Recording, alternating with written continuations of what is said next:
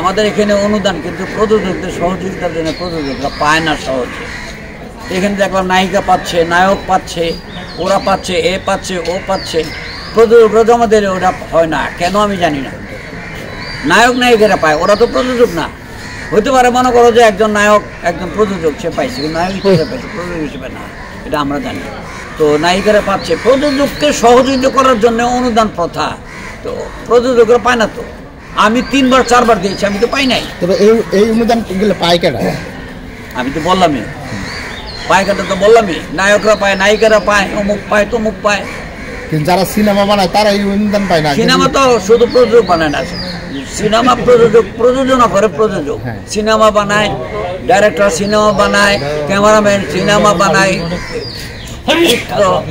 সম্পাদক, শব্দগ্রাহক, এরা সবাই মিলে একটি চলচ্চিত্র নির্মাণ করে। কিন্তু আপনি কি এটা মনে করেন যারা এখন এই যে নায়ক নায়িকারা যে অনুদানটা পাচ্ছে সেই অনুদান পেয়ে তারা কি আপনাদের মতো সিনেমা বানাতে পারবে? এটা তো আমি বলবো না। এখন আমার মনে করো আমাদের মতো মানে আমি কি বলবো যে যে অনুদান পেয়েছে ওর থেকে ভালো আমি বানাতাম, এটা বলবো কেন? ফলে পরিচয়, আমরা কি বানিয়েছি দর্শক দেখেছে, ওরা কি বানায় দর্শক দেখেছে। কিন্তু আপনাদের মতো এখন সিনেমা হচ্ছে না কেন? হচ্ছে না কেন? এটা আমার প্রশ্ন হচ্ছে গিয়ে যে হচ্ছে না, ছবি ভালো যাচ্ছে না, এটার কারণ একটাই, সে হচ্ছে গিয়া যে চলচ্চিত্রে বড় নায়ক নায়িকা থাকলে প্রথম দিন টিকিট কাটবে, সবচেয়ে বেশি নায়ক নায়িকা দেখি মানুষ টিকিট কাটে। সেকেন্ড, ছবির নামটাকে ফলো করে, সুন্দর একটি নাম, সুন্দর শিল্পী, ছবি দেখতে গেলাম, গল্পটা ভালো লাগলো না, নায়ক নায়িকা শেষ, আর টিকিট কাটবে না। তো চলচ্চিত্রের মেইন হচ্ছে গিয়ে গল্প যদি সুন্দর হয় আর সেখানে ছোট ছোট শিল্পীও থাকে, সেই ছবিটাও ক্লিক করে। যেমন আমার একটি চলচ্চিত্র, কেউ চিনত না ওমর সানিকে, কেউ চিনত না লিমাকে, আমি প্রেমগীত নামে একটি চলচ্চিত্র নির্মাণ করেছিলাম। সেই চলচ্চিত্রটি একটি হলে 2 বছর চলেছিল, রূপালী বন্দর, এখন হলটি নাই। সেই হলে টাকা দিয়ে আমি বিল্ডিং করেছিলাম, সেই হলের শেয়ার মানি দিয়ে। তো গল্পটা সুন্দর ছিল, সেই জন্য। গল্প ভালো না হলে কোনো চলচ্চিত্র চলবে না।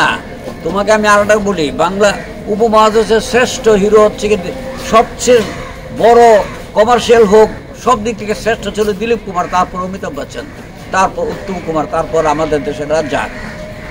তো এদের ছবি তো ফ্লপ আছে। অমিতাভ বচ্চন, দিলীপ কুমারের ছবি ফ্লপ, শক্তি, এর থেকে বড় শিল্পী তো উপমহাদেশে নাই। ওদের ছবি চললো না কেন? গল্পটা ভালো লাগে নাই। সেই 1944 সালের একটি গল্প 44 সালে হয়েছে, 50 সালে হয়েছে, 60-এ হয়েছে, 70-এ হয়েছে, হতে হতে 4, 5, 6 বছর পর পরে ওই ধরনের একটি গল্প হয়।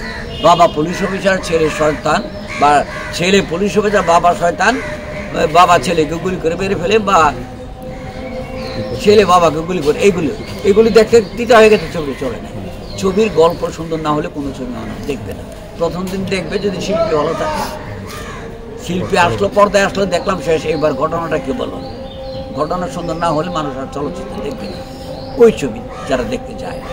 আমরা একটা বিষয় দেখেছি যে বরাবরই আপনারা যা তৈরি করছেন তারই উপরে নতুন প্রযোজক যারা তারই উপরে ঘোষা মাজা দিচ্ছে, নতুন করে কোনো কিছু সৃষ্টি করছে না। আগে একটা সময় দেখছি আমরা চলচ্চিত্রে এফডিসিতে নতুন মুখের একটা হতো। তোমাকে বলি, আমি তোমাকে বলি, মনে করো যে নারায়ণ গোস্মিতার কিছু ছবি খুব ভালো ছিল, এতটুকু আশা, নীল আকাশের নিচে, এগুলো যখন চলে, যখন জহিরান সাহেবের জীবন থেকে নেয়, তখন প্রযোজকরা বলতো আমাদেরকে নীল আকাশের নিচের মতো একটি ছবি বানায় মতো একটি গল্প আমাকে তৈরি করে দিন, জীবন থেকে নেওয়ার মতো একটি গল্প তৈরি করে দিন। কিন্তু ওটা না। তো এই ঘেঁষাটা সবখানে থাকবে, যে চলচ্চিত্রগুলো ভালো হয়ে যাবে। মনে করো তোমার ছেলে ক্লাসে ফার্স্ট হয়েছে, ক্লাস 8-এ, আরেকজনের ছেলে মানে টেনে মেনে কোনো রকমে 33 করে নাম্বার পেয়ে পাস করছে। তখন এই বাবা বলে, এই তুই ওর মতো হইতে পারস না, তুই 33 পাস আর ওই 90 পায়। চলচ্চিত্র তাই, ওই চলচ্চিত্র ভালো, ওইরকম একটা চলচ্চিত্র আমাকে বানাই দেন না কেন? আমি টাকা দিই নাই, আমি টাকা দিচ্ছি, জীবন থেকে নেওয়ার মতো একটি গল্প আমাকে দেন, মানে ওইটা ওই ধরনের সাবজেক্ট। তো সবখানে এটা। সুজন মাঝি সিনেমায় দেখছি আপনি নিজেই নৌকার রশি ধরে টেনে টেনে নিয়ে যাচ্ছেন। এখনকার পরিচালকরা কি এটা করে? জানেন, এখনকার পরিচালকরা তো অন্যরকম। একটি ছবি হিট হলে আর কোনো রাইটারের কাছে যায় না, নিজেরাই গল্প লিখতে বসে যায় দুজনকে নিয়ে। ওই বোম্বের একটা এখনকার ছেলেবেলের কথা বলে বোম্বের দুটো দৃশ্য ভালো লাগলো, ওটাকে নির্মাণ করে দিল।